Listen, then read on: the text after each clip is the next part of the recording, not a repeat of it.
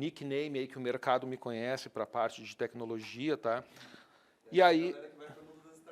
É esses loucos aí, com esses nomes malucos. Então, como eu comentei com vocês, lá na década de 90 eu fui desenvolvedor COBOL, tá? Então isso também entrega um pouco a idade, eu desenvolvi sistemas aí nesse período. Acabei passando na Unicinos, me formei na Unicinos, em um curso de análise de sistemas.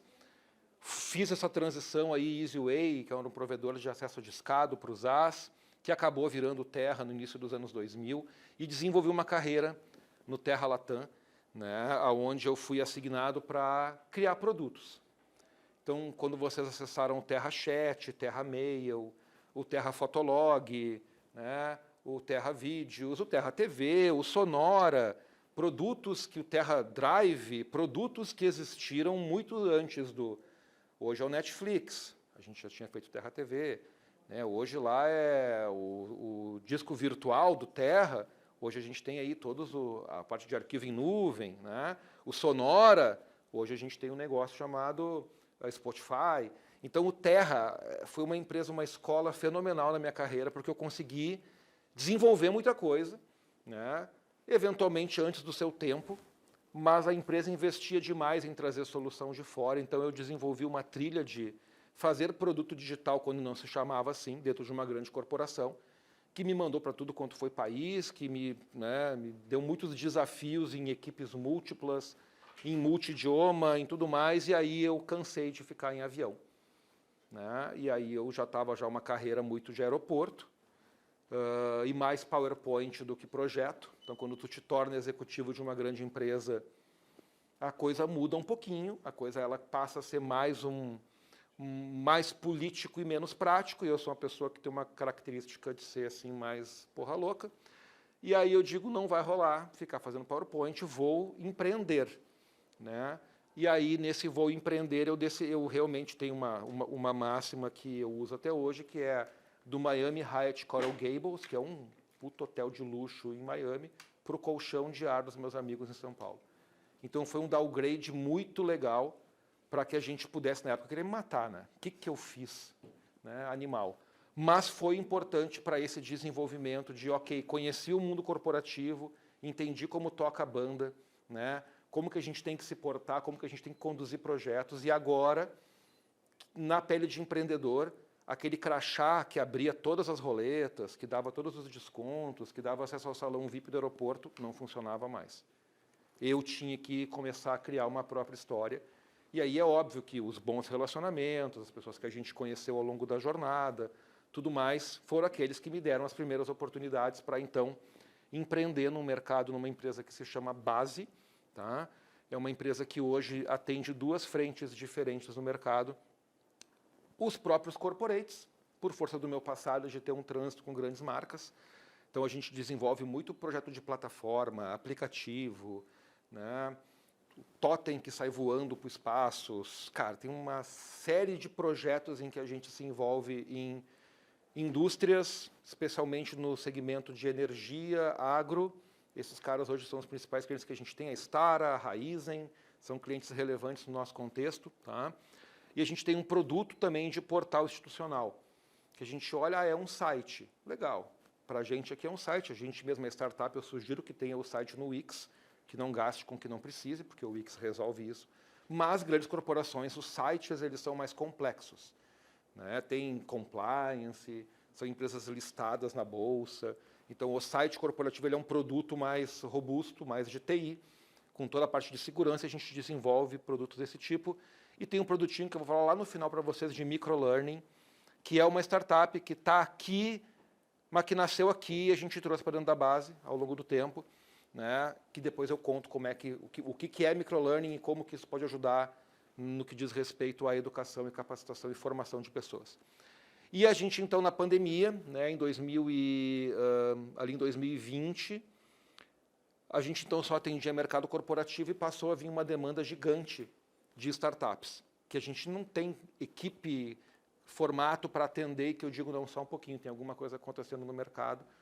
Né, deixa eu dar atenção para essas startups, falar com esses empreendedores, e então abrir o que a gente chama de Tech Ventures, que não é uma Venture Builder, que não é uma Venture Capital, que é uma tech venture. É uma empresa que dá sustentação e suporte para startups no MVP, para tirar do chão, com trabalho de tecnologia, em alguns modelos que eu vou contar para vocês aqui como que a gente faz isso. Tá?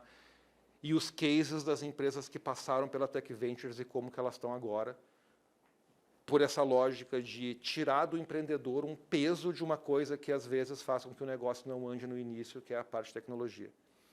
Então vamos chegar lá. Tá? Legal, gente, a gente fala, aquela minha jornada, eu sempre conto um pouquinho no mesmo gráfico que vocês devem conhecer, que é o Vale da Morte das startups, todo mundo fala sobre isso aqui. Então, a minha carreira mais ou menos foi isso aqui, né? Foi lá no Terra, ficou, cara, puta estrutura, nananá, decidiu empreender, foi. E daí a gente passou evoluindo a empresa ao longo de alguns anos, de fornecedor de agência para um cara que também faz prototipagem, que olha para dados, que não atende mais agência, que atende só depois cliente final, que começa a vender squad para o mercado, porque daí é alocação de time de projeto, que daí entra a Tech Ventures e daí vai para uma consultoria de produto. Então, a gente não nasceu fazendo o que a gente faz hoje. Essa empresa mudou ao longo do tempo, pelo menos umas 8 vezes. Né? E continua sendo uma empresa pequena, de 80 pessoas, e a gente quer que continue assim, porque a nossa proposta de mercado é consultoria, boutique. Eu não vou competir com a Stefanini, eu não vou competir com uma grande empresa de outsourcing, porque não é esse o meu foco. O nosso foco ele é muito mais sobre o MVP, as primeiras versões, coloca no ar, e sobre produtos que a gente mesmo desenvolve ou desenvolve através das startups para oferecer para o mercado corporativo, que é meu comprador. Então, minha área comercial está resolvida. E aí vocês vão entendendo depois os links conforme eu vou apresentando aqui. E quando a gente fala de startup, a gente sabe que isso acontece com muita frequência. A galera tem a ideia, faz uma apresentação com uma tese ou com um conceito, né? Vai atrás de recurso para colocar o negócio em pé, e aí quando entra em desenvolvimento começa a patinar muitas vezes ou a encontrar uma série de dificuldades para que isso aconteça, né? E aí tem vários motivos pelos quais isso acontece. Da perspectiva de negócio, de mercado, do sócio que trouxe e já começa a se matar com o sócio, mas tem um primordial e que sempre se repete, que é tecnologia. É como que eu vou fazer esse produto ir para a rua, como que eu vou fazer esse produto, como que eu vou captar a informação do usuário, como que eu vou medir o resultado do que está acontecendo para validar a minha tese, e muitas vezes aqui se toma decisões questionáveis, que eu vou mostrar alguns exemplos aqui que podem fazer com que o negócio não deslanche. Tá? E aí é óbvio que se o cara... Isso aqui é meio teórico do market fit, mas eu estou deixando aí porque é como o mercado chama. Né? Teoricamente, quando tu encontra o market fit, tu sai para uma lógica de escala. Teoricamente. Porque tem coisa que eu vou apresentar para vocês hoje que não achou market fit ainda, mas da forma como está testando e mudando, testando e mudando, testando e mudando, porque não construiu um foguete espacial em tecnologia, e sim construiu pequenas coisas para mudar rápido, tu pode ir mudando o market fit até encontrar. Eu vou explicar para vocês isso na prática daqui para frente. Tá? Antecipando. Às vezes a gente quer fazer um foguete para chegar em Marte, a gente não consegue nem chegar em Viamão aqui. Então a gente tem que ter a noção que Viamão está aqui perto e que eu tenho que chegar primeiro aqui, para depois ir para Marte. E a galera de tecnologia, em geral, quer trazer a NASA para a reunião, quer papapá, porque tem que ser 750 mil acessos simultâneos. Quantos usuários vocês têm? 15. Tá bom. De quem que é o dinheiro? Quem é que está pagando esses 750? Essa solução de microserviço, eu acho lindo isso aí, tá? Para atender meia dúzia de gato pingado. Não porque se der certo, bom, se der certo, né? Só que o mais certo é que não dê certo. A gente tem que aceitar que a única certeza nisso, inicial, é a derrota. E não é mentira. Está aqui, isso aqui não sei o que estou dizendo. Isso aqui é estatística, 90% não vai. Então, a gente precisa reduzir os erros para essa barriga ser um pouquinho menor. Tá? E aí tem um pouco dessa ótica que eu comentei com vocês, quer dizer, a tomada de decisão ela é o que necessariamente vai nos ajudar a ter maior ou menor sucesso dentro dessa jornada, né? E aonde eu tenho premissa de conhecer o mercado, quer dizer, eu não vou empreender num negócio de fintech, por exemplo, cara, porque eu não conheço esse mercado. Então, eu não sou o executivo, o empreendedor que vai tocar isso. Posso até investir em alguma coisa, mas eu não sou o cara que toca, porque eu não conheço do mercado. Né? Cliente, bom, se tu não sabe o teu cliente, nem começa, né, cara? Então, não preciso nem explicar essa para vocês. E os limites, porque muito cara que empreende, como eu fiz lá atrás, eu achava que eu era, cara corporativo, cara chique, conheço todo mundo, tenho cartão black, posso tudo, e me ralei muito, porque eu não respeitei os meus limites lá atrás. Porque eu pensei que eu podia tudo e a vida foi me mostrando que, cara, vamos devagar, assim, né? Humildade, escuta as pessoas, entende até onde tu conhece ou traz um consultor para te ajudar, né? A te dar alguma dica de algo que tu vá errar menos, escuta as pessoas. E, invariavelmente, um limite grande, quando o empreendedor não é um cara de software, não é um cara de tecnologia, é exatamente vocês não conhecerem profundamente sobre tecnologia. Isso é um problema grande numa empresa que tem uma base tecnológica no final do dia. Não conhecer de tecnologia, cara, é aquilo, putz, esse cara está me enrolando. Tá, grande chance dele estar te enrolando. Tá? Porque, em geral, um engenheiro de software ou um desenvolvedor, que são coisas bem diferentes, mas, né, às vezes é fácil dar uma saída por uma tangente, dizer alguma coisa, e não necessariamente é aquilo, só que vocês são os tomadores de decisão. Então, se vocês tomam decisão do negócio de vocês com input que não condiz com a realidade do que realmente podia ser, vocês estão colocando em risco o negócio de vocês. E eu vou trazer alguns exemplos aqui, tá? Cuidados que tem que ter. Essas frases é para vocês me digam se algum de vocês já falou isso aqui. Meu sócio de tecnologia vai trabalhar meio turno. Quando der certo, ele pedirá as contas. Não faz isso. Tipo, cara, que eu já ouvi isso aqui, não funciona. O cara vai priorizar o que paga o boleto dele. Ele vai trabalhar final de semana para fazer, não vai trabalhar. Não vai funcionar, tá? Ou pior, ele vai pedir demissão da empresa que ele está para começar daqui a 30 dias. Cara, não vai. É perigoso. De novo, vocês têm noção que está errado o negócio de vocês, o cara pediu demissão lá da empresa dele. Então tem que ter muito cuidado em trazer parceiro técnico. O meu amigo tem uma empresa de software, ele vai tocar. Empresa de software não tem que atender startup. É muito caro. É muito caro fazer empresa de software no início. E eu vou mostrar formas da gente ver isso aqui. Né? Ah, o cara comprou a ideia do equity, pois o sonho do cara é virar empreendedor. Tá bom. Estou dando esses exemplos porque eu já ouvi isso tanto aqui de mercado, ou vou trazer um CTO de mercado. Sim, o CTO de mercado tem um recurso ilimitado para trabalhar. Na startup ele tem R$2 uma bala de goma lá e uns amendoim, ele não tem muito como fazer a mega solução. E às vezes o cara abre mão de algo para vir para uma startup e ver que ele não vai conseguir executar o que ele fazia na empresa grande. Né? Esse aqui é ótimo, conheço o tio do amigo, da prima que trabalha com esses negócios de site. Vocês podem ter certeza que não vai funcionar. Mas assim, ó, se vocês têm... Essa aqui é clássica. Se vocês têm dúvida, não, porque o meu tio tem um amigo, esse cara faz esses negócios aí, ó. É raro, mas acontece com frequência.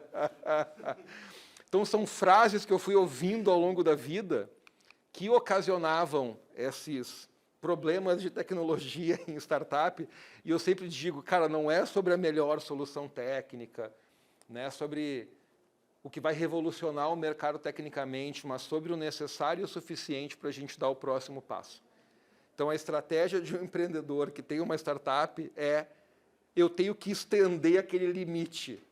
Eu tenho que passar o limite mais para frente para eu respirar. E eu preciso de alguém aqui, ou um time, pessoas, estrutura, consultorias, enfim, que me ajudem a enxergar na tomada de decisão técnica, no caso de tecnologia, o que eu vou fazer aqui para estender. E eu vou dar um exemplo prático que não está aqui, de uma startup que teve uma ideia fenomenal, que eu acho muito bacana, eu não usaria, mas eu acho muito legal, vai parecer bobagem o que eu estou falando, tá? De álbum de fotos. Porque todo mundo manda foto de filho pelo WhatsApp, para avô, para avó, aí circula o filho para cá, o neto para lá, e circula foto, e ninguém mais imprime foto. E vô e vó gostam de foto. Quando vai almoçar domingo, pega o álbum, aí vai lá, cara, puta, não pega o álbum. Aí pega o álbum, começa a mostrar o álbum. Coisa de família, gente. E tem um mercado para isso. Né? E ela pensou, bom, se o pessoal manda foto pelo WhatsApp, Quem sabe, então, eu crio um bot do WhatsApp que pega todas essas fotos, manda para uma gráfica e entrega o álbum em casa. E a pessoa faz todo o processo de envio das fotos pelo WhatsApp, que é onde ela já envia para os grupos. E ela veio com essa ideia, a gente conversou algumas vezes sobre isso, sobre mercado, etc. e tal. E o resumo da ópera é que ela queria contratar uma solução de chatbot, que pega as fotos, que recorta as fotos automáticas, que bota no template, que manda para... Tudo automatizado, dá para fazer. Mas ia custar um valor que não fazia sentido antes ela validar a tese e achar o mercado, achar o famoso ICP, né, o Ideal Customer Profile. Quem é o comprador dela? Quem é que vai pagar por isso aí? E aí, para pular a etapa toda, a gente ajudou ela a montar a Gabi Bot. Gabi Bot é a Gabriela, que é o nome da empreendedora, né? Então, ela se passava pelo bot para atender o cliente, para exatamente entender e testar e validar. E o resumo da ópera é que ela está fazendo hoje em torno de 1.500 álbuns de foto. Nessa lógica, ela achou um nicho para atuar especificamente que não é o B2C, que é o B2B, que é ela vender isso para essas empresas que fazem passeio escolar, que levam a gurizada, entendeu? Então, ela pegou B2B, ela empacota uma solução para uma outra empresa que vai lá na ponta e bota isso num pacote de férias, num pacote de turismo, num pacote de alguma coisa. Tu entende? Porque ela queria fazer B2C. Quando ela começou a fazer B2C e ver o valor de mídia que ela tinha que investir para vender, ela desistiu. Que tecnologia que ela usou para fazer o site dela? O Wix. Que tecnologia que ela usou para fazer o chatbot no primeiro momento? O WhatsApp Business. E no segundo momento ela contratou uma empresa chamada Code7, que é de Floripa, que faz essa parte da boteria e dos bots do vai e volta de fluxo. Então, a consultoria ajudou ela a não gastar o $500 mil que ela tinha lá da venda do apartamento que ela fez no Rio, que ela queria empreender. Ela teria torrado $500 mil com solução técnica, ia gastar pelo menos uns 350 pau com e-commerce e chatbot e acabar o dinheiro para o que precisa. Quer ir a mercado, quer ativar, quer escutar. E, cara, aqueles 90% lá, boa parte acontece essa historinha aqui.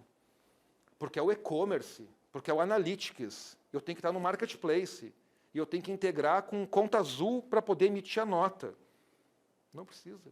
Tu não sabe se vai dar certo, por que tu vai investir nisso tudo? Então, essa mentalidade, às vezes, não existe. Tá? Então, a gente até brinca, né, que não é sobre tecnologia, é sobre o próximo passo, sobre o MVP, né, como que a gente realmente desenvolve isso. Isso aqui vocês devem ter visto várias vezes. Tá? Eu tenho vontade de fazer camiseta disso, porque é uma das maiores verdades do universo. Cara.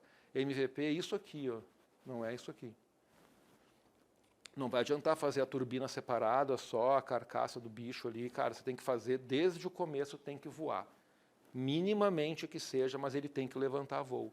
Porque é voo, voo, voo, voo. Está mudando só a interface, está mudando só o processo, só que ele tem que ser feito assim.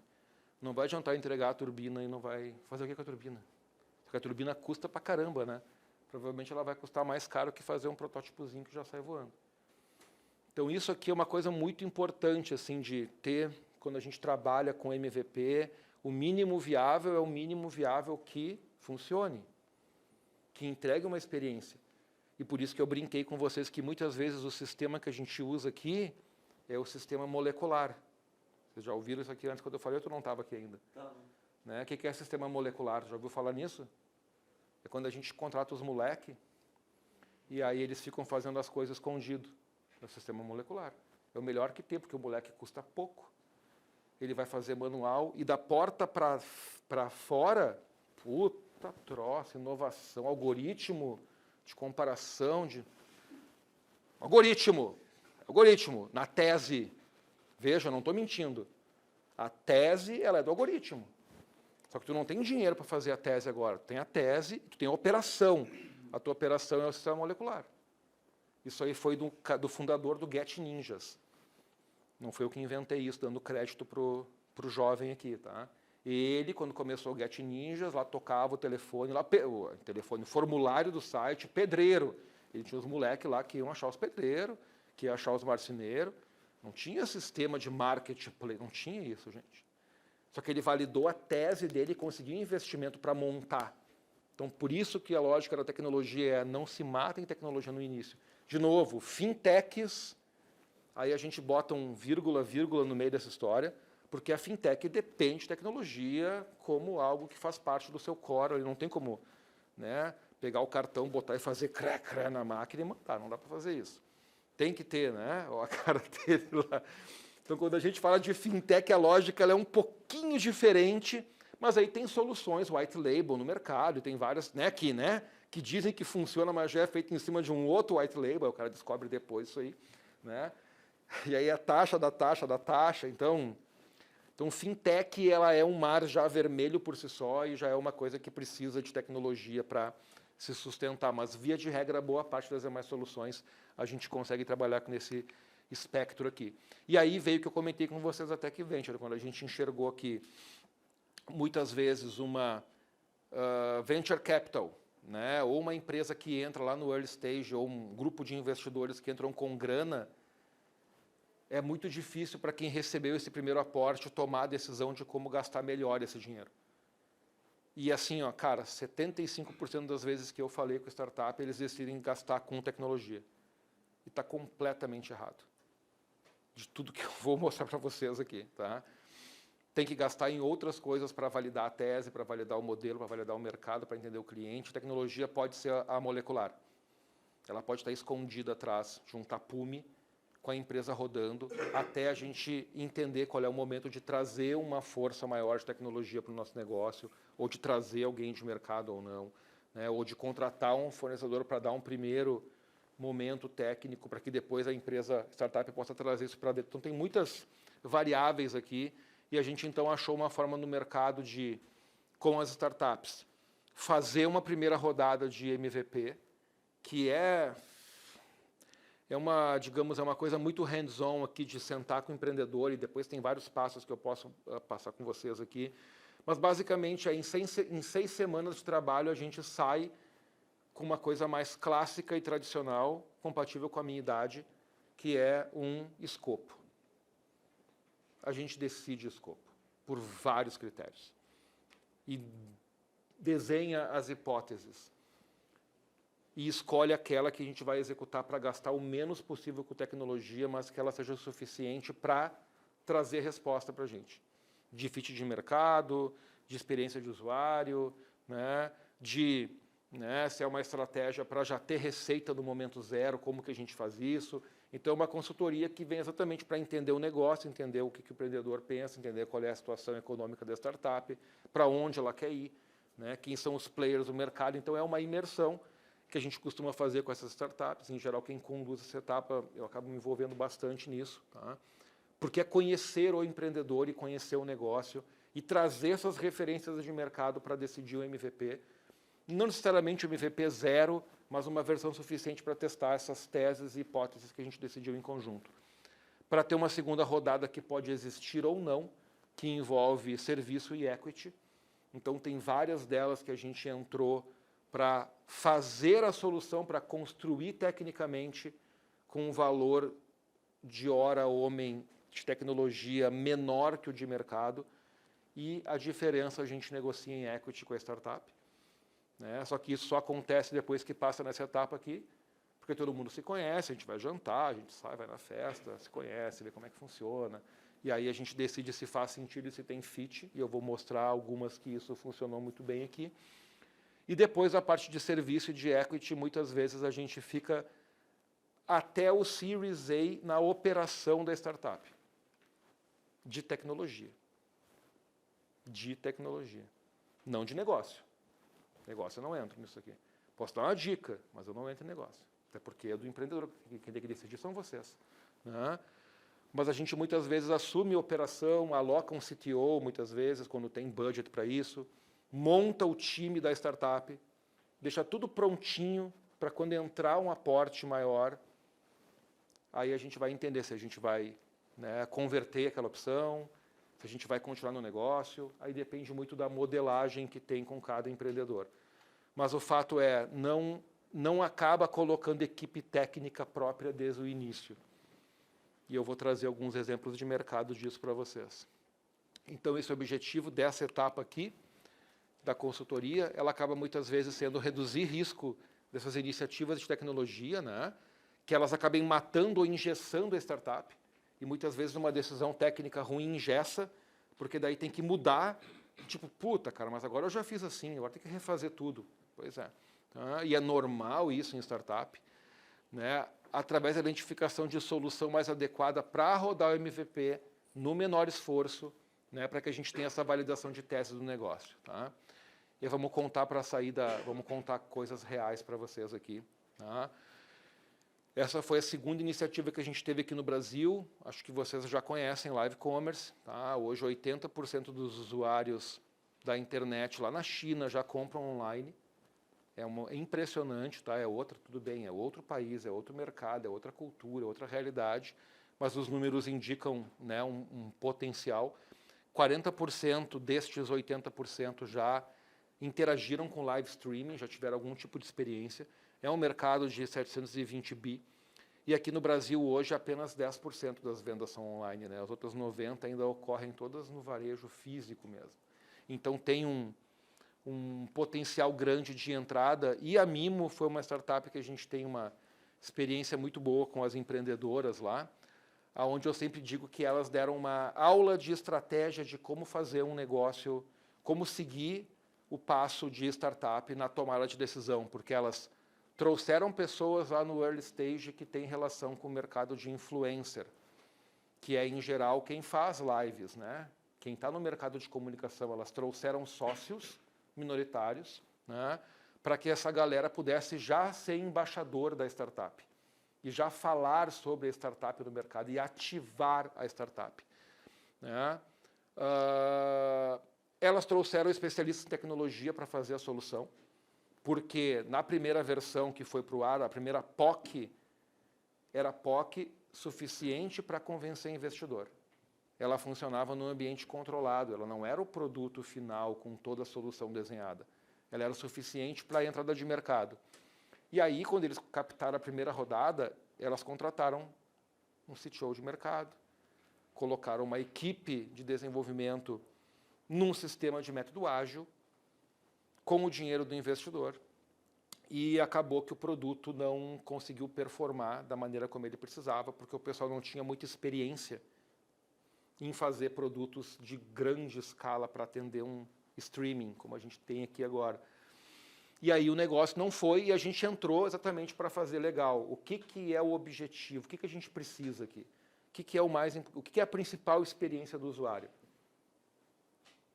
É o player, é um vídeo, né? Um vídeo transmitindo, e um chat para o pessoal falar. Conhece alguma solução de player de vídeo na internet? Eu estava mesmo pensando, e esse negócio de live streaming acho que é a maior tendência de venda que a gente tem hoje. Já ouviu falar em Vimeo? Já. Por que eu vou construir uma solução de streaming se o Vimeo existe? Por que o cara de tecnologia decidiu que uma startup de live commerce ele tem que construir uma solução de streaming? Faz o menor sentido. Vimeo.com, Vimeo Enterprise. Aí eu posso fazer um curso de inglês no Duolingo lá, daí eu ligo para os caras e eu falo com os caras. Eu quero uma conta Enterprise, eu quero banda, eu quero suporte, eu quero... Quanto custa? Eu tenho dinheiro aqui. Por que carambas eu vou fazer a solução? Chat, vamos desenvolver um chat. Quantas plataformas de chat no mercado vocês conhecem? Quantas delas têm API? Para quê? Então, de novo, gente, galera de tecnologia, pode me xingar depois no vídeo e pode falar mal, gosta de complicar. Gosta de complicar para dar palestra depois na AWS com a grande solução de microserviço para uma startup de 50 pessoas. 50 usuários, desculpa, né? Quantos simultâneos tem aí? 3.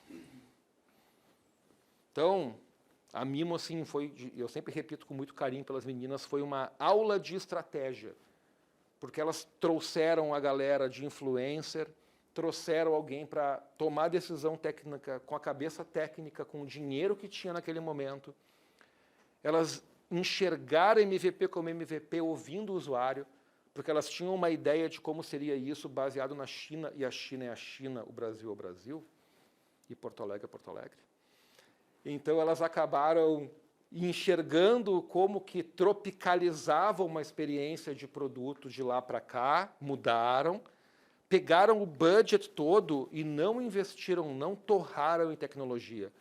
PR, evento, comercial, campanha, ativação, mercado. As pessoas precisam saber que eu existo, precisam saber que eu sou diferente, precisam saber que eu faço. Evento, evento, evento, evento e post, post, assim, ó, avalanche para o mercado. E usando esses influencers. E o produto lá, funcionando. O embed aqui, papapá, as lives acontecendo. Né? Ah, não, porque o consumidor, o comprador, vai ser que nem o Slack. Ele vai clicar, vai instalar, vai posicionar a câmera e vai transmitir, vai vender. Não, não vai. Não vai. Tem estúdio, tem áudio, tem o roteiro do produto, tem um serviço por trás. Então viram, tá, isso aqui é um SaaS, mas não é bem um SaaS. O cara não vai sair usando sozinho, tem que ter serviço agregado. O brasileiro gosta de ser pego de consultor, pega pela mão, ajuda, ensina, aprendizado de startup. Quando começaram a entrar as rodadas de investimento, a gente já como sócios delas, começou a fazer esse handover, porque a base acelerou, fez o produto, botou no ar, mas o investidor, ele quer o CTO dentro de casa, ele quer a equipe técnica dentro de casa, porque, óbvio, precisa ter. Então, a gente contratou todo mundo, montou as equipes e fez todo um processo de handover para que a operação rodasse sozinha. E hoje essa startup está aí como sócios, aí, a Localweb é uma das sócias, a Cencosud, que é um gigante varejista no Chile, entraram como sócios delas também, e elas já estão num pre-Series A. Né? Porque, cara, elas pegaram a cartilha e foram tomando as decisões corretas com o dinheiro que tinha, sendo responsável com a grana. O tempo inteiro responsável com a grana. Como se fazia no meu tempo.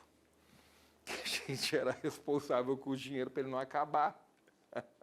E depois aconteceu o que todo mundo sabe que aconteceu no mercado de startup. Só que elas realmente aqui, eu tiro o chapéu para as duas empreendedoras, porque elas foram fenomenais na maneira como elas conduziram essa startup e está indo super bem. E a gente ajudou no que a gente sabe fazer, que é tecnologia. Selectivor. Vamos dar uma outra rapidinha do Selectivor aqui. Então, imaginem que lá nos Estados Unidos, 1 em cada 3 pessoas são obesas, eu me incluo nesse grupo. Né? A indústria da dieta lá é em torno de 250 bilhões de dólares por ano, tá? E 6 milhões de pessoas estão em algum tipo de restrição alimentar por alergia. Tá? Por alergia. Tá?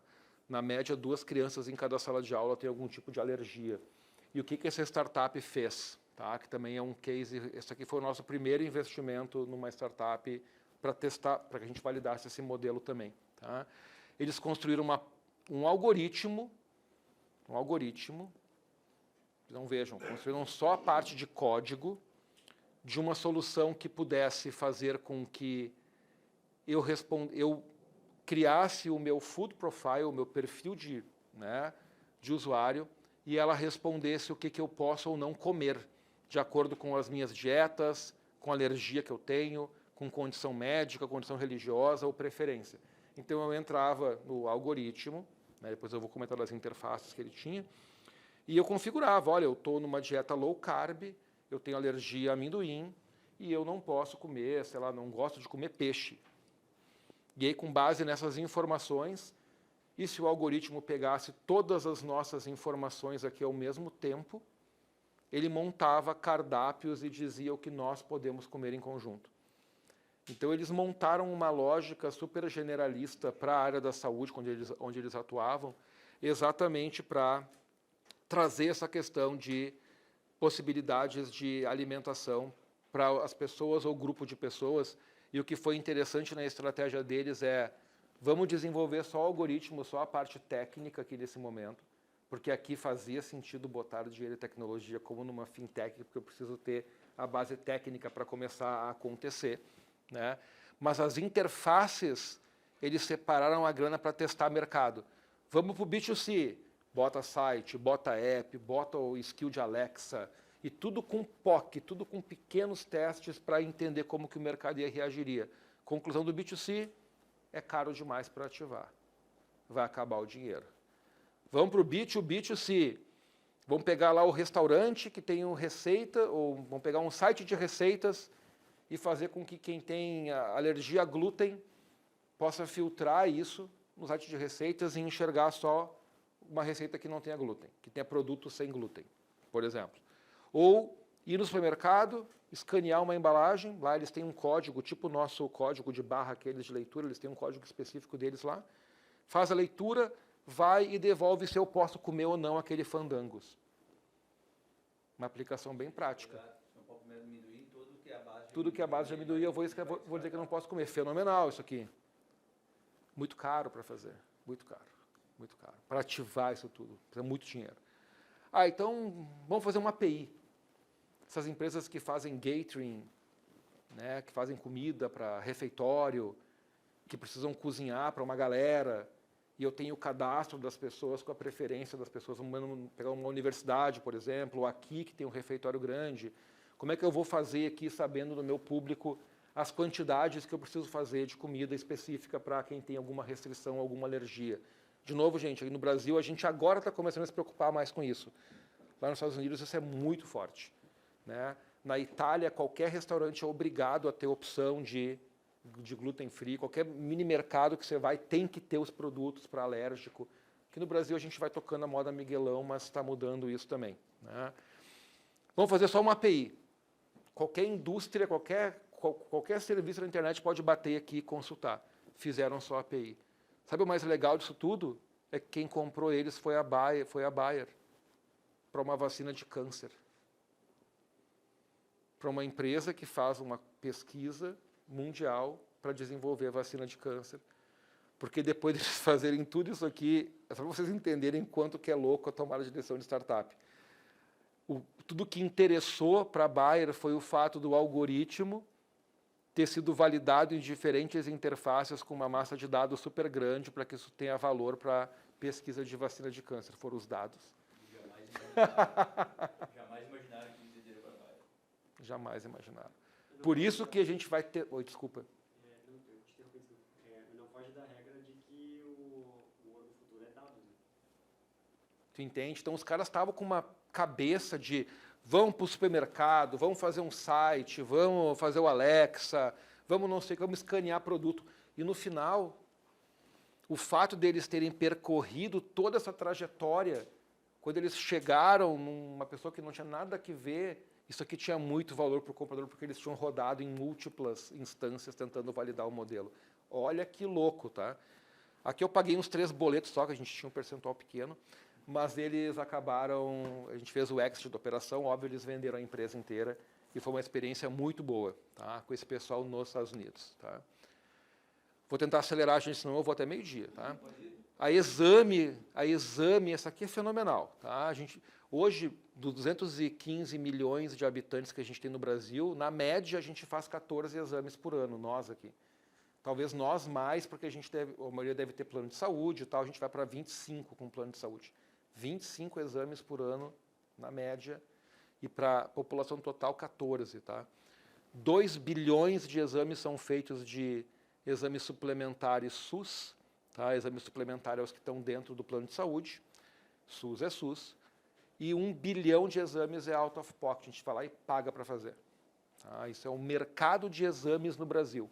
Tá? Isso é um mercado que cresce 7% ao ano, e vai continuar crescendo, porque morre menos gente, né, e tem nova doença aparecendo. Né, e 80% da população brasileira não tem plano de saúde. Não tem. E não dá para esperar pelo SUS, muitas vezes, quando a pessoa tem que fazer um exame. É uma realidade que, às vezes, a gente não, provavelmente não veja, mas acontece de uma maneira muito dura no país hoje. Tá? Sendo que, por outro lado, 80% das clínicas de exames de imagem, aqui, desculpa, eu vou corrigir, de exames diagnósticos, tá? Não é só imagem, no Brasil, são empresas familiares de até 20 pessoas. Isso é uma outra informação bem interessante. Tá? 80% desse mercado é de clínica de exame que tem pouca gente que é de família, 20 pessoas, não é a mega corporação que faz exame. O que essa médica carioca fez? Tá? Ela focou em classe D e E para atender o povo por Facebook Messenger e por WhatsApp. Ela pegou a região dela, fez convênio com todas as clínicas. Ela tem o catálogo das clínicas e o valor dos exames das clínicas. Ela atende a população no canal que a população está.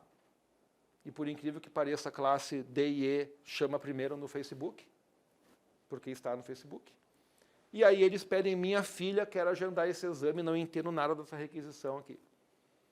Porque alguém aqui já, provavelmente alguém que teve experiências bem ruins tentando agendar exame, né? Não é uma coisa simples. Isso que a gente não é classe D e E. Então, para essa, cara, assim, para a galera que está, é super complexo. O cara não tem 3G ou 4G no celular, o cara pegou o sinal de Wi-Fi lá da comunidade, então ela focou num grupo bem específico. E em 6 meses, com essas tabelas dos exames das clínicas, os preços e valores do exame, os procedimentos de preparo de exame, ela montou todos os scripts de atendimento. Ela virou o chatbot no início também. Tá? E ela, em 6 meses de operação, agendou 7.500 exames para as clínicas. Gente, chegou a pessoa no WhatsApp, eu quero o exame de ressonância do joelho, não sei o que. Ah, tá, senhora, só um momentinho. Pegava a clínica mais perto. Ô, como é que está aí? Não tem integração de sistema, não tem nada, porque essas clínicas, às vezes, é no papel. É Google Agenda. A gente, às vezes, não se dá conta disso. Né? Tem aí horário tal, dia tal? Tem. Senhora, está aqui para a senhora, confirmei, não sei o quê.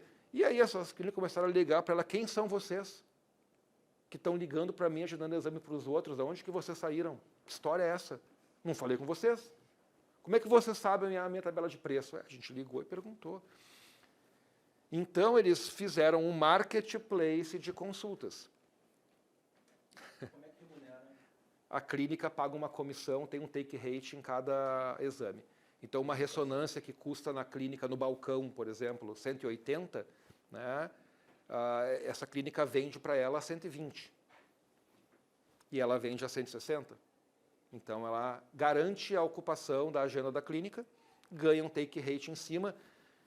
E o que a gente está fazendo agora com ela, porque este modelo de remuneração de take rate ele é um modelo complexo. O cliente final paga para ela, então.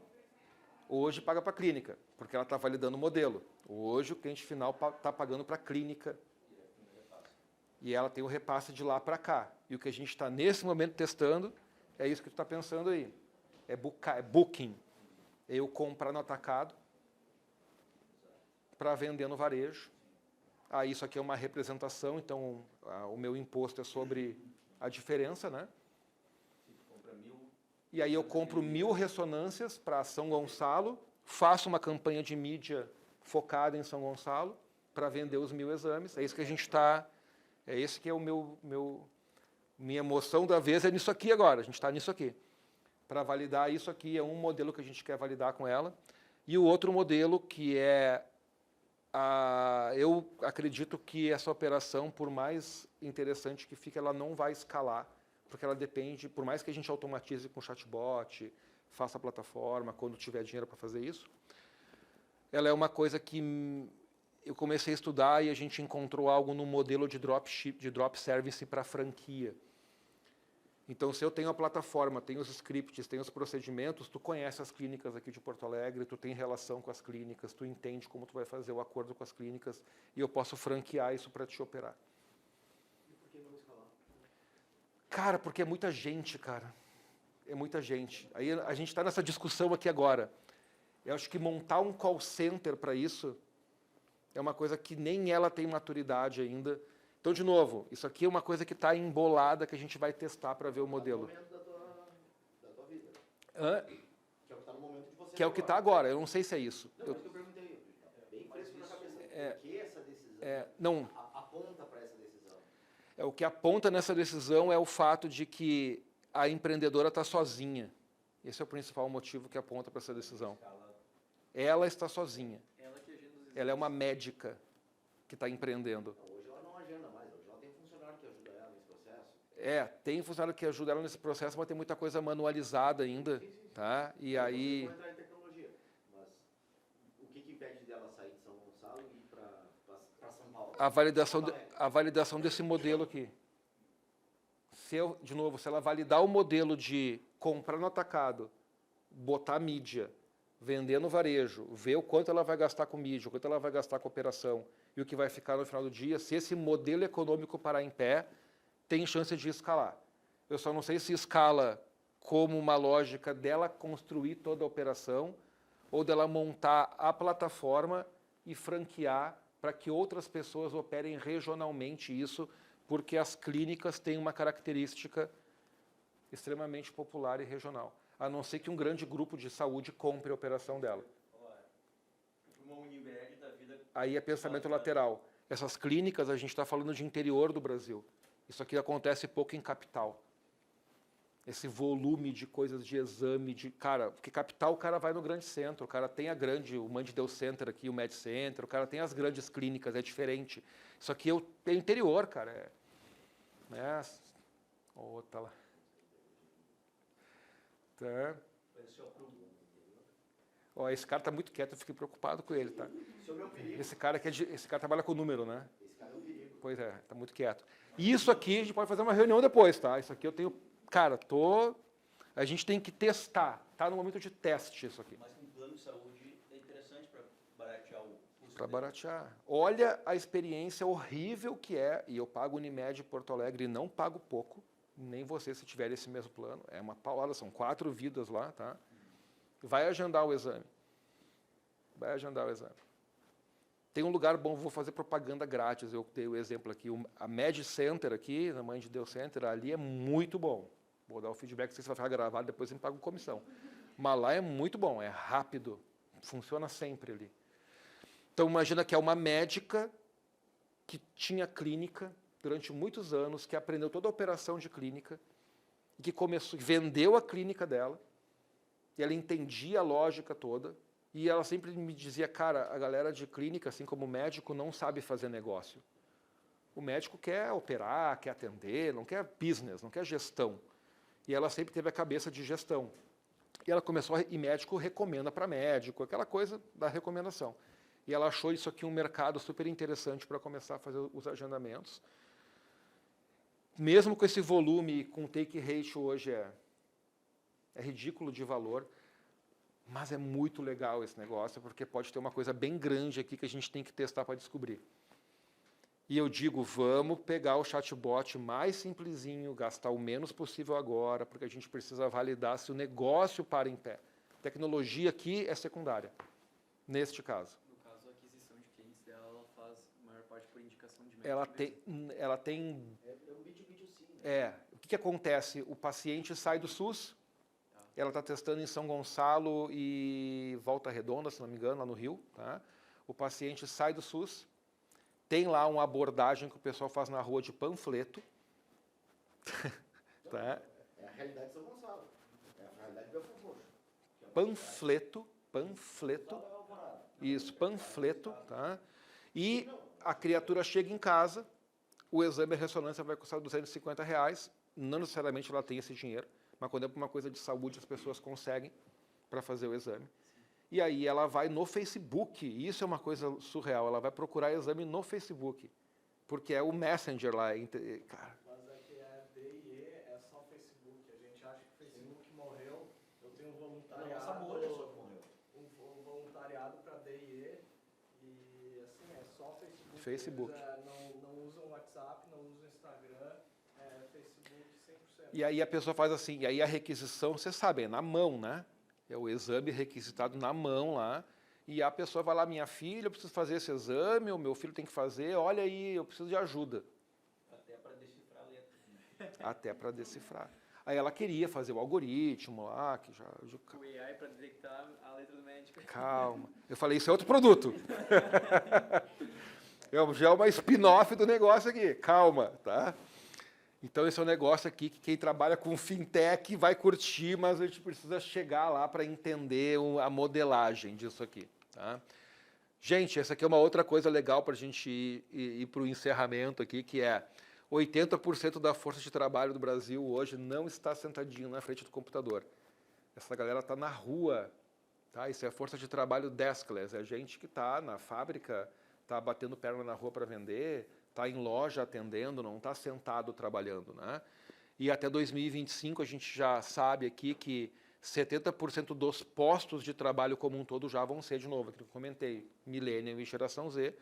E Millennial e Geração Z não aprende como os velhos aprenderam. Não manda um PDF de 200 páginas achando que o pessoal vai... Não vai. Né? Não bota ver um vídeo de 1h30. Não vai ver o vídeo. Vai botar no 3x. Óbvio que vai fazer isso. Porque é geracional e está tudo bem. Né? E a gente sabe que a galera aqui adora celular. Né? A gente tem aí quase 5,4 horas dia no celular. 3 delas em rede social. Né? E as empresas investem, em média, em torno de R$1.000 por ano, por capacitação, por colaborador. Então, depois tem na apresentação todas as referências dos dados de onde que a gente tira isso aqui. Né? Então, a gente, nessa startup, eles tinham uma proposta muito bacana, muito legal, fenomenal, que é o TikTok do treinamento. Então, vocês imaginem que todos os onboardings de empresa, todos aqueles procedimentos de faz assim, faz assado, agora faz assim, né? Treinamento para força de venda, para representante comercial, o cara que está na rua para saber diferencial de produto, argumento, discurso, tudo passando card com web stories, com stories.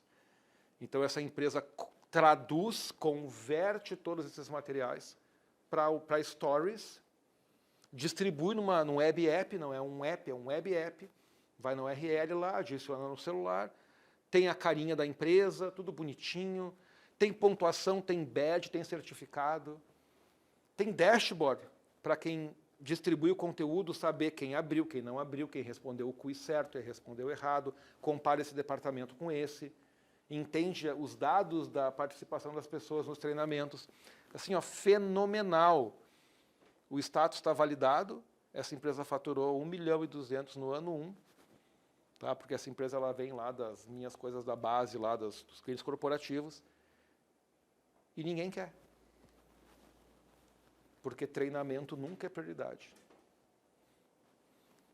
Bem-vindo ao mundo das startups. Que produto lindo, eu me emociono quando eu vejo isso aqui. Depois eu mostro para vocês ele funcionando aqui.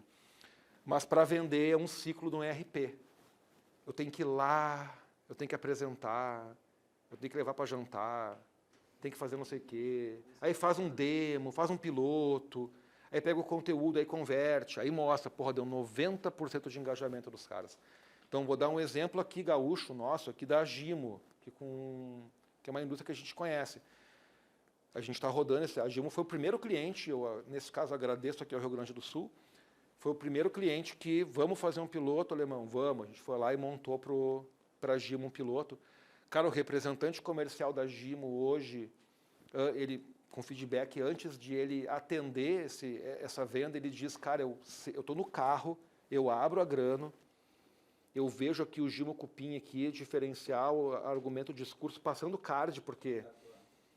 E eu já vou para a reunião aqui, ó, pá, afiado, porque eu estudei 5 minutos, micro, no tempo que eu não tenho, no carro. Oncoclínicas, tem 150 e poucas clínicas no país, todo o corpo médico, que também não tem tempo. Todos os procedimentos do TASI, que é um sistema chato pra caramba da Philips, que roda nas... agora vai ficar gravado isso aqui, eu vou apanhar. Que é um sistema da TASI, da Philips, que roda em clínicas, que é difícil, ele é denso, ele é complexo. Cara, imagina mandar um manual de instrução de sistema para o médico emitir laudo. O cara não vai ler, cara. Então está tudo dropado, tudo recortado em cards, em stories, para o médico fazer o search, já vê a sequência do clica aqui, vai lá, vê isso aqui, beleza, entendi.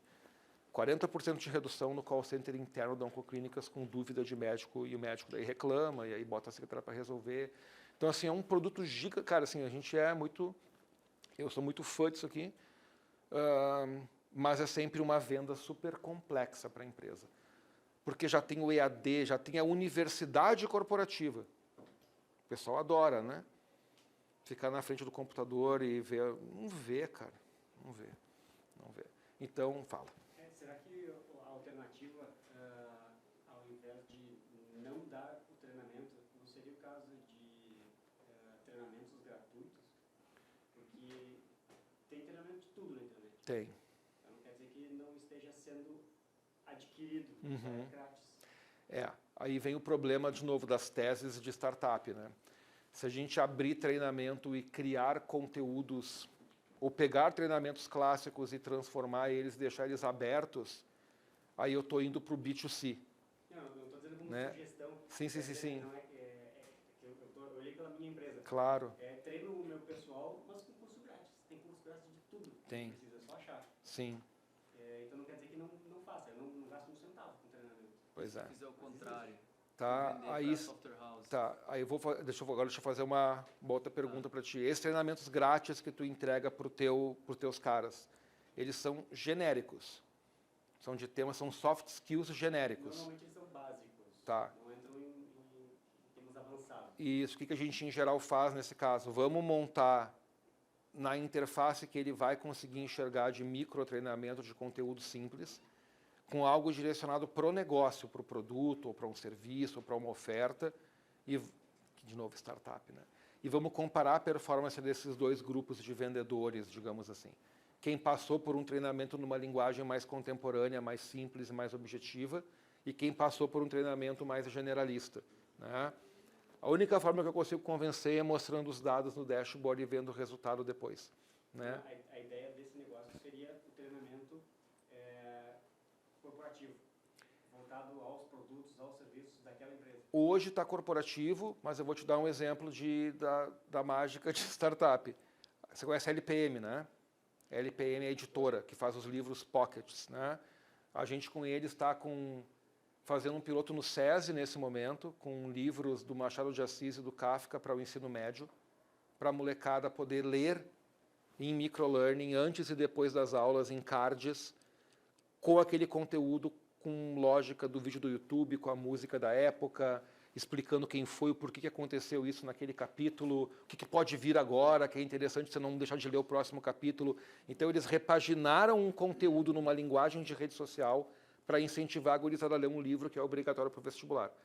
Então, ele é corporativo, mas, no fundo, ele é uma plataforma para distribuir conteúdo, que pode se adequar ao acadêmico, pode se adequar, mas hoje ele tem o foco, a raiz dele está no corporativo para instrucional. Como que eu faço isso? Como que eu faço aquilo? Qual é o procedimento que eu preciso seguir aqui? Qual é o diferencial desse produto? Ou qual é o meu onboarding de colaborador? Chegou um cara novo, e agora? Tudo que esse cara tem que saber na estrutura da empresa. Só que a maneira como ele está visualizando isso é a mesma que ele já está acostumado a fazer no celular, na rede social. Então, a absorção do conteúdo é muito maior. A participação dele nisso é muito... A experiência, quando a gente mostra isso para a geração Z, a experiência é assim do tipo, cara, entendi. Porque não é o PDF e não é o livro que eu tenho, o polígrafo que eu dou para o cara ler. Dá medo de olhar porque tem que ler. Fala. Tu falou ali que o treinamento nunca é uma prioridade das empresas. Mas daí, por exemplo, assim, se é uma software house que faz o sistema de RP, por exemplo, por que vocês não entregam a solução de vocês para eles? Porque para eles sim é uma prioridade de treinamento, porque eles recebem suporte toda hora, tem que ficar dando para a empresa e tudo mais. E daí essa empresa pode mandar para todas as empresas que ela entrega o software dela, né? Pode, isso acontece com Tazina Philips lá para a Oncoclínica, só que a cada revisão de trimestre na empresa, as metas aumentam, tem que cortar custo, e precisa aumentar o comercial, precisa não sei o quê, e aí a primeira coisa que se corta é isso aqui. Isso eu quero dizer com a prioridade, entendeu? Necessidade, mas não prioriza. Mas será que eles não poderiam, tu falou, diminuiu 40% os chamados ali na questão de suporte da clínica de oncologia? Isso. Talvez eles poderiam diminuir o time de suporte deles, daí, se eles utilizassem uma ferramenta assim. Isso. Mas ele precisa de uma venda corporativa para poder... Aí a venda corporativa leva tempo, porque já existe uma... Já faturaram 1 milhão de euros, assim, está validado. Né? Já está validado. Só que uma dor dele é sempre... É convencer. Sempre vai ser uma venda corporativa. Convencer que aquela plataforma que já está lá, de uma multinacional, que ele pagou 3 milhões de dólares que as pessoas usam lá, e que todo mundo tem dificuldade em utilizar a plataforma, vale a pena trocar para algo um pouquinho mais contemporâneo. O decisor é de uma geração... É de uma geração antiga, muitas vezes quando a gente fala com RH, o decisor tem uma cabeça mais clássica, não é de pessoas, é de RH, é de folha aí, né? Uma cabeça mais, e aí fica mais difícil entender.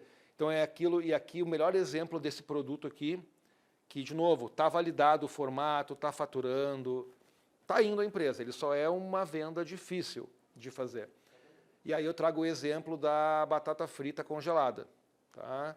Em 1973, uma indústria aqui do Rio Grande do Sul que fazia frigorífico foi num evento em Frankfurt, lá, ou em Hamburgo, algum lugar assim na Alemanha, de inovação, que era o que existia na época, rodava isso muito na Europa, e os caras faziam frigorífico e enxergaram lá, cara, os caras estão congelando batata frita, vou ficar rico, fenomenal.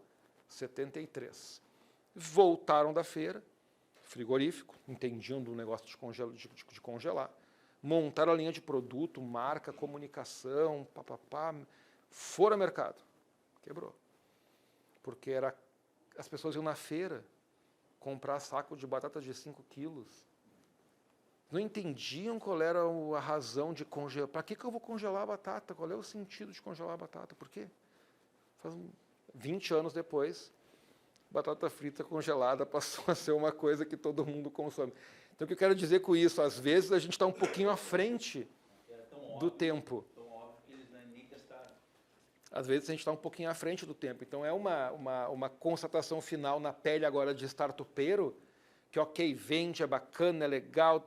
De novo, diferente das startups mais de início, esse cara já gera receita, mas ele foi lá para aquela estrutura da empresa corporativa, porque vender lá é igual vender os projetos que a gente já vende para a grande empresa, que vai, que tem o ciclo, a hora certa de oferecer, aí converter o conteúdo. Isso que você falou dos treinamentos gratuitos, ele é interessante, porque a gente pensou em criar vários treinamentos gratuitos e colocar no mercado aberto, né? Mas eu não sei ainda, eu tenho que testar. Eu tenho que validar. O ciclo de retorno desse investimento ele é muito longo. Treina, o período de treinamento também não deve ser muito curto. Depois você vai ver os resultados, imagina que pelo menos 3 meses ou 6 meses. Pode ser que leve 5 anos para voltar. Pode ser que leve anos. Pensa o seguinte, assim, vocês que estão... e até... Você não consegue dar grátis por 30 dias. Não vai adiantar nada. Eu tenho uma teoria, tá, disso aqui tudo, que daí é particular minha aqui, acho que faz sentido, das próprias consultorias para a empresa grande, que é: todo mundo fala de omnichannel, todo mundo fala de experiência única de canal, que o consumidor compra online, e o consumidor compra na loja, e é tudo igual, e tá lindo, né? Beleza. Então as pessoas investem, as empresas investem muito em tecnologia para proporcionar essa experiência única para o consumidor. Lembrando que eu mostrei para vocês aqui, que vocês sabem que 90% das vendas ainda estão no ponto de venda, não estão online. Quantas vezes vocês foram impactados com mail marketing, mídia online, campanha, promoção no digital? Puta, olha que legal, aí estão no shopping aqui. Aí vocês foram impactados, cara, funcionou a estratégia digital. Vocês tiveram aquele impulso daquele produto, vocês não compraram online por algum motivo, não foi uma conversão online, mas vocês foram impactados, porque 90% está na loja. Aí vocês vão até a loja e receberam aquela promoção e o vendedor, hã? O cara não tem a menor ideia do que vocês estão falando. O cara nem sabe o que está acontecendo. Então é muito lindo falar de omnichannel e esquecer que tem a pessoa lá na ponta para atender o consumidor. E como que esse treinamento é feito hoje? Que recurso chega na mão do vendedor lá da loja com esse treinamento hoje, para que ele saiba o que está acontecendo na estratégia da empresa? Porque se preocupam muito em impactar o consumidor e pouco em impactar a pessoa de um lugar que tem o turnover super alto, que o pessoal, né, tem um giro muito grande de equipe. Imagina treinar tudo de novo, todas as vezes, de novo, e tem um dispêndio de investimento nisso, e não vai.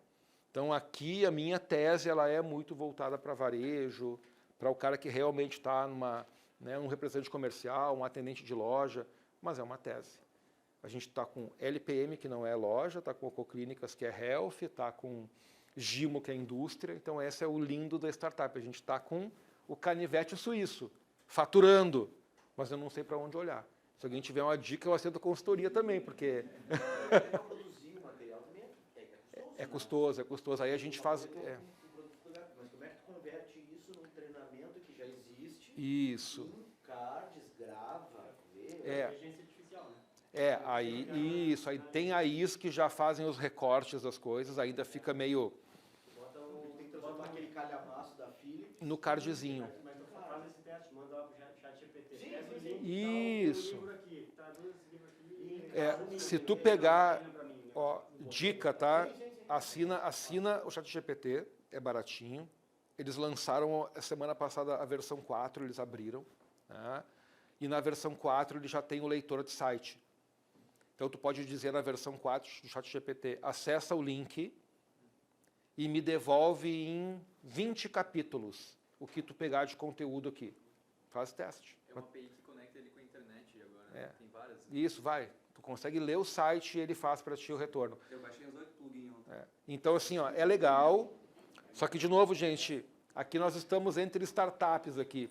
E a gente também precisa de ajuda, de verdade. E por isso que o ecossistema de inovação, eu não tenho resposta. Então, a gente tem cliente, tem faturamento, mas eu não sei o que eu faço. Então, a gente tem que... Pode? Você pode descartar. Vai. Ó, tá gravado lá, depois vai ficar para a posteridade, tu não vai querer comissão depois. Pede um eco de inovação. Eu estava pensando sobre o modelo, tá? Eu vejo que a pessoa que decide contratar não é a pessoa que estuda, não é o cara do balcão. Ele vai ser, vamos colocar um gerente de vendas. Ele vai Isso. decidir, tá? Seria, acho que o menor nível para o cara tomar essa decisão. Tá. Ou é até CEO, tá? Alguma coisa por aí. Então, é os cabeças. Se esses cabeças forem cabeças brancas, cabeças como nós, Isso. eles não vão enxergar tanto valor. Eu, pessoalmente, odeio TikTok, eu acho uma porcaria. Mas eu sei que eu estou errado em algum Sim. lugar, porque o negócio bomba. Tá? Então, talvez esse método seja para pessoas mais jovens. Eu sou engenheiro, né? Então, Sim, eu somos li dois. tanta coisa já de documento nessa vida que já não me importo mais. Mas a geração mais nova talvez dê mais valor. Isso. Então, comecei a pensar, bom, o gerente que for de uma geração mais nova talvez seja mais fácil de abordar. Isso. Curso para esse cara pode ser gratuito para ele experimentar. Ele Claro. pode sentir que aquilo ali deu um valor para ele e ele vai querer aquilo para a equipe dele. Então, eu faria esse teste de criar um curso Claro. nível gestão, gratuito, certificados, Isso. nesse formato. Lá no final do curso, gostou desse curso aqui, tem para toda a tua equipe e é barato. Isso aí. Vou fazer, vou lembrar de ti, vou pegar teu contato depois. Se eu falei bobagem... Não, a gente vai na brasa aqui e comemora depois, mas tu tá 100% certo, cara. E isso é o legal, a gente tem que testar, porque uma coisa é faturamento, outra coisa é despesa, outra coisa é o que eu estou priorizando em questão de roadmap, de teste de fit de mercado. E isso é uma coisa que a gente precisa fazer.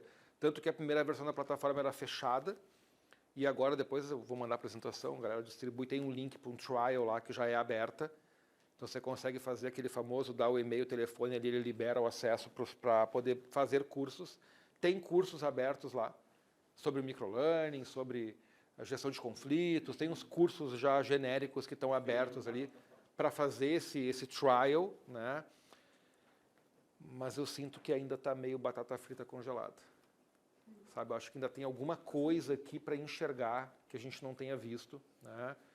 Eu só separaria a batata frita, eu acho que nessa história, nem conhecia a história, tá? Mas baseado nisso, eu acho que é uma questão de timing. Isso. Em 1970, minha mãe cozinhava e eu adorava. Desculpa, eu não era nascido nesse então, 78. Até ali, vamos dizer, 90, é normal, né? Minha avó era super cozinheira, foi cozinheira profissional. Claro. Outra história.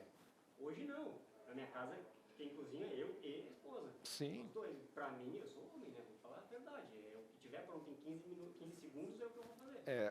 A batata frita tu vai pegar, vai enfiar na panela e em 15 segundos tá pronto. Já era. Só que isso em 1980 não existia. Não Meu pai existia. entrava na cozinha. É interessante, né? Timing. O timing. E o problema é que quando tiver necessidade, vem uma avalanche, né? Então a gente, de novo, assim, o mês passado bateu o primeiro 1 milhão de cards visualizados por usuários, né? E a gente está ainda aprendendo, está tentando escutar o mercado e entender qual é a melhor forma de empacotar isso aqui. Vende por SaaS, mas não é um SaaS, porque tem um onboard, tem que treinar o cliente para fazer card. Aí, pô, você usa o Figma? Não uso. Você usa o Canvas? Ah, eu uso o Canva. Estou fazendo Canva. Aí bota a carinha dele. Tem coisas para aprender e é por isso que eu levanto todo dia de manhã, porque o corporativo tem suprimento, tem não sei o que. Cara, isso aí deixa para o meu sócio lá que ele gosta dessas coisas. Agora, a startup tem essa lógica, essa dinâmica da gente escutar, aprender e modelar com responsabilidade financeira. Esse é o principal. Aqui, umas 9, 10. Pagante, assim, 9, 10. Gimo, Oncoclínicas, Sicredi, tem 2 cooperadas do Sicredi usando isso, então o Sicredi pegou o planejamento estratégico deles, aquele mapão, que é super complexo, e a gente cardeou tudo para ter uma linguagem acessível para o pessoal da ponta. Vocês fizeram. Uma a gente treinou, outra a gente fez, então depende. Oi? Cobrou consultoria de... Cobrei o setup disso tudo e cobrei as horas para poder fazer a conversão toda. E a gente, quando o cliente não quer pagar por esse serviço, a gente treina a agência do cliente para fazer isso, porque em geral uma agência que faz rede social já tem mais ou menos a técnica de storytelling, de contar a historinha, né? Então, clientes grandes são esses. Gimo, Oncoclínicas e Sicredi são os que são mais... Eu acho né? que não está tão distante assim também. Se pegar qualquer aplicativo hoje, o tutorial é no máximo 5 anos. Se você for no LinkedIn agora, tudo é card, o próprio G1 coloca lá um histórias, quando você clica ele abre em cards para ler também. Então tem uma tendência de mercado de comunicar dessa forma. Não é tão batata frita congelada. Oi? Vídeo ou card? É card que pode ter uma imagem, a imagem pode ser com texto, pode ter um podcast, pode ter um vídeo do YouTube, pode ter um typeform, pode ter um quiz. Então imagina que tu abre o joguinho de carta e escolhe qual a sequência de carta que tu quer contar aquela história, com a cara dele. Cara, de novo, assim, para a geração mais nova, isso aqui, eu posso até mostrar na tela aqui. Tu tem uma avaliação depois do teste, se funcionou, se não funcionou? Tenho. O engajamento é esse, eu tenho as notas dos alunos ou dos colaboradores, é que daí é tipo prova, né? Mas não é bem uma prova, é um quiz. É que quiz é mais, né? Quiz. Prova é uma coisa que assim, né? Prova é quiz. De novo, é referência gurizada. Prova, que prova? Quiz. É a mesma coisa, mas o termo é mais chique, tá? Eu cheguei a fazer já fiz uma coisa assim, eu não me lembro qual site que era, mas era um treinamento para trocar pneu de carro. E foi realmente a maneira que mais me interessou de aprender. Eu vi vídeo no YouTube e essas coisas, não. Eu vi, tipo, o cara já pega uma carro, bota nesse Isso. local. Daí tinha literalmente isso. E talvez, não sei se já abordaram isso, mas, tipo, chegar em mim, não na empresa. Vou te dar um exemplo de uma inspiração também das várias que a gente viu, tá? Precisava lá limpar a piscina, tá? Limpar a piscina. Tu vai no YouTube e vê como limpa a piscina. E eu caí num vídeo, cara, de um cara que tinha um balde e pegava um produto assim, e metia a mão no balde, mexia, e jogava aquele balde na piscina. Eu digo, mas que tosqueira. E tem que ficar indo e vindo no vídeo para ver a sequência certa, né? Longo também. E aí o que eu estava dizendo para a Gimo, que é uma dor também de indústria, é que os usuários não sabem utilizar os produtos nas sequências que eles precisam ser preparados. Então, uma vertente aqui, que é o que eu estou evitando porque tem que ter dinheiro, é a gente ir para o varejo com QR Code nos produtos, para que o consumidor possa acessar a instrução e a sequência, mas aí o modelo de negócio é outro, porque o modelo de negócio disso aqui é mídia. Não tem outro modelo de negócio que não seja mídia por causa do volume. E para isso virar, aí eu preciso do investidor. Quem estiver vendo o vídeo e quiser falar comigo, fica à vontade. Porque daí precisa de alguém que banque a tese para a gente testar, né? Porque daí tem que ter muito volume para fazer isso. Botar QR Code em lata não é uma coisa que faz do dia para a noite. Tem todo o ciclo da indústria. Pegando o exemplo da Gimo, né? Tem ciclo da indústria, tem legislação para vários desses produtos. Né? Se vocês perceberem, alguns remédios já têm o QR Code da bula, que é a bula reduzida, né? E a gente tentou conversar com uma empresa de produto de beleza, porque faz muito sentido a aplicação e o preparo do jeito certo, senão tu está investindo num produto que não usou certo, não vai, né? Então, gente, assim, eu podia ficar mais 2 horas com vocês aqui tranquilamente, tá? Até caiu meu negócio aqui. Eita! E é isso, pessoal, assim, eu tô no LinkedIn, tô no Instagram, tô em tudo quanto é canto aí. Eu tenho até cartão de tão velho que eu sou, tá? E muito legal, gente, me disponibiliza de novo para a gente voltar a falar mais, trazer outras referências, acho que é um pouco essa a ideia. E agradecer a vocês, ouvir vocês também, eu acho. Vocês querem ver a grana, eu mostro aqui, eu quero vender também, tá? Acho que consigo mostrar aqui se funcionar o bichinho aqui, vamos ver uma coisa. Tá ótimo, a gente encerra então Isso. a gravação. Então, muito obrigada. Valeu, gente.